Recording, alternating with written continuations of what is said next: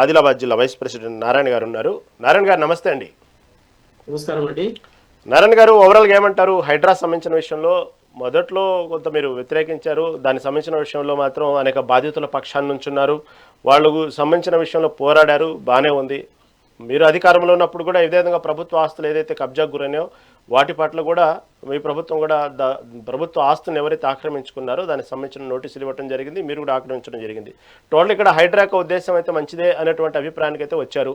మరి మీరేమంటారు? మీ BRS party తరఫున హైడ్రా ఉద్దేశం కూడా తప్పంటున్నారా, లేకపోతే కేవలం రంగనాథ్ యొక్క పనితీరు చట్టాన్ని ధిక్కరించి చేసినటువంటి విషయంలో మాత్రమే హైకోర్టు తీర్పిచ్చింది కాబట్టి రంగనాథ్ పనితీరు పట్ల మీరు వ్యతిరేకత మాట్లాడుతున్నారా? దీన్ని ఎలా చూడాలి? మొదట ఈ డిబేట్ లో పాల్గొన్నటువంటి మిత్రులందరూ కూడా పేరు పేరున అందరికి నమస్కారములు. హైడ్రా అనేది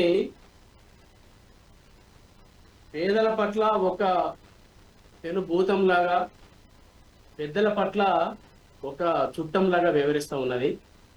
హైడ్రా అనేది రేవంత్ రెడ్డి ప్రభుత్వం, రేవంత్ రెడ్డి గారు నిధులను సమకూర్చుకునే వేదికగా కొనసాగుతూ ఉన్నది. కేవలము వాళ్ళ యొక్క మూటలు ఢిల్లీకి మూటలు పంపడం కోసం కావచ్చు, ప్రభుత్వం ఇచ్చినటువంటి అనేక హామీలను కొంతవరకైనా అమలు కోసం కావచ్చు, నిధులను సమకూర్చుకునే వేదికగా దాన్ని మార్చుకున్నది స్పష్టంగా కనబడుతూ ఉన్నది.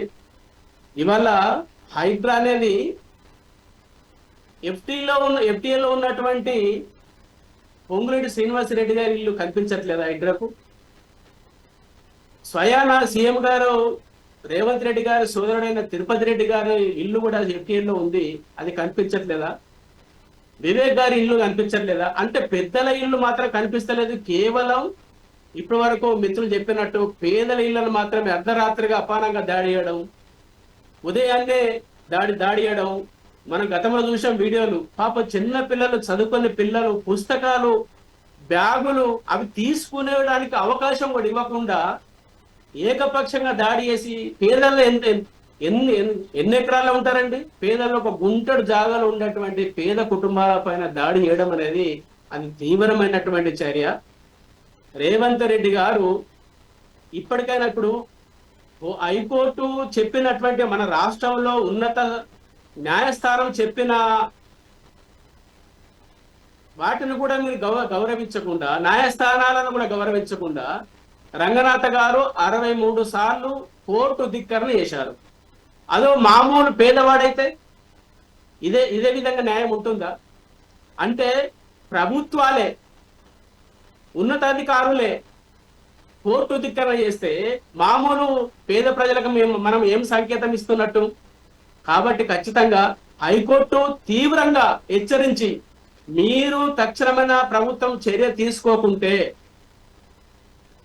తీసుకోకుంటే మిలిటరీని దించుతాం, మిలిటరీ యాక్షన్ లో రంగనాథ్ గారిని అప్పగిస్తాం అని అంత గద్గద స్వరతం చెప్పారు. అయినా రంగనాథ్ గారు అదడం లేదు, బెదడం లేదంటే దాని వెనకాల ఖచ్చితంగా రేవంత్ రెడ్డి గారు ఉన్నారు.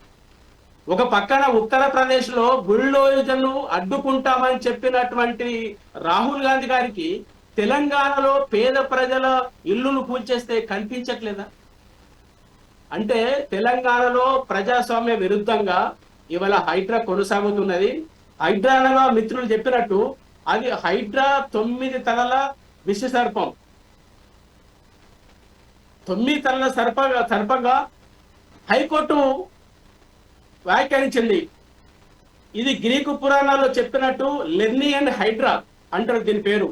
ఇది హెర్నా చిత్తడి నేలల్లో పెరిగి 9 తలలు కలిగినటువంటి భారీ విషసర్పం.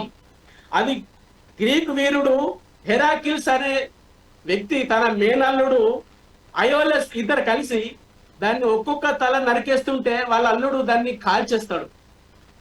మిగిలినటువంటి తలను దాన్ని రాయితో నరికేసి ఆ రాతి కింద దాన్ని పూర్తి చేస్తారు.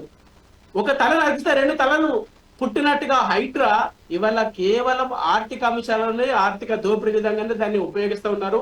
ఖచ్చితంగా రేపు భవిష్యత్తులో బీఆర్ఎస్ ప్రభుత్వం వచ్చిన తర్వాత హైడ్రాను తీసి మూసి నదిలో ముంచేస్తామని మేము చెప్పాల్సుకున్నాం.